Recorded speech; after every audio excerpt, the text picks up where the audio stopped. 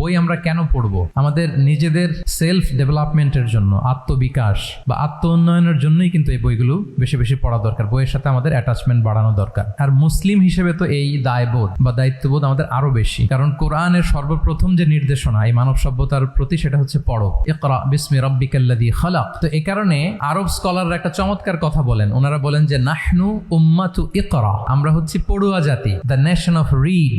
কারণ আমাদের প্রতি আল্লাহ তাআলার প্রথম নির্দেশনা ছিল read in the name of your Lord, পড়ো তোমার প্রভুর নামে। আমরা এমন উম্মাত, আমাদের সাথে পড়াশোনা গবেষণা এটা ওতপ্রোতভাবে জড়িত। এবং আপনারা জেনে থাকবেন যে সর্বপ্রথম আল্লাহ তাআলা যেটা সৃষ্টি করেছেন সেটা হচ্ছে আল কালাম, তিনি কলম সৃষ্টি করেছেন। আল্লামা বিল কালাম, তিনি কলম দিয়েই আমাদেরকে শিখিয়েছেন। তো এই যে লেখা, তারপর পড়া, এটা মুসলমানদের সাথে আদিকাল থেকে জড়িত। এবং পৃথিবীর অন্যান্য প্রাণীগুলোর দিকে যদি আমরা তাকাই, তাহলে দেখব যে সমস্ত প্রাণীকুলের কেবলমাত্র জৈবিক সঞ্চারণ আছে, কিন্তু একমাত্র আমরা মানুষ যাদের এই জৈবিক সঞ্চারণের পাশাপাশি সাংস্কৃতিক সঞ্চারণ আছে। ফলে আমরা সভ্যতা বিনির্মাণ করি এবং এক সভ্যতার সাথে আরেক সভ্যতার সংযোগায়ন ঘটাই। আপনারা জেনে থাকবেন যে পৃথিবীর সবচাইতে প্রাচীনতম বর্ণমালার শিলালিপির নাম হচ্ছে হায়ারোগ্লিফিক্স। প্রাচীন মিশরীয়দের হাতে পৃথিবীর সবচাইতে প্রাচীনতম এই বর্ণমালার লিপি পাওয়া গিয়েছে। তো সেখানে তারা সেই প্রাচীন কালের পাহাড়ের ভেতরে, মরুভূমিতে, মাটির নিচে পড়ে থাকা ওদের যে হায়ারোগ্লিফিক্স, অক্ষরগুলোর যে শিলালিপি, এগুলো তারা ওখানে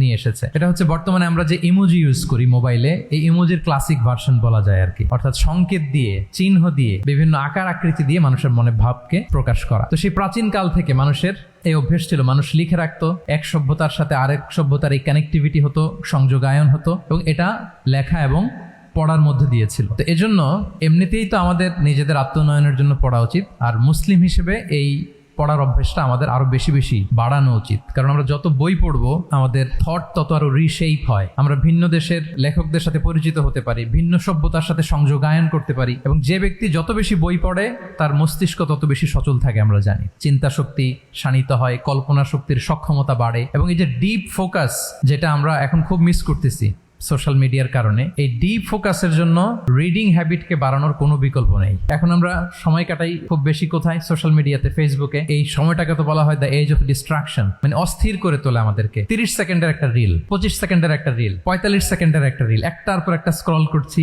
র্যান্ডম পৃথিবীর বিভিন্ন ইনফরমেশন আমার মাথায় গ্যাদার করতেছে, ধীরে ধীরে আমাকে অস্থির করে তুলতেছে। সো আমাদের যে ডিপ ফোকাস, আমাদের মনোযোগায়ন, এটাও কিন্তু আমরা হারাচ্ছি। সো আমরা যদি আমাদের মস্তিষ্ককে কর্মক্ষম রাখতে চাই, আমাদের কল্পনা জগৎকে শানিত করতে চাই, আমরা যদি আমাদের ডিপ ফোকাস বাড়াতে চাই, তাহলে বই পড়ার কোনো বিকল্প নেই। সো আমরা যেন, সম্মানিত সুধী মণ্ডলী, বইয়ের সাথে আমাদের অ্যাটাচমেন্টকে যেন আমরা বাড়াই।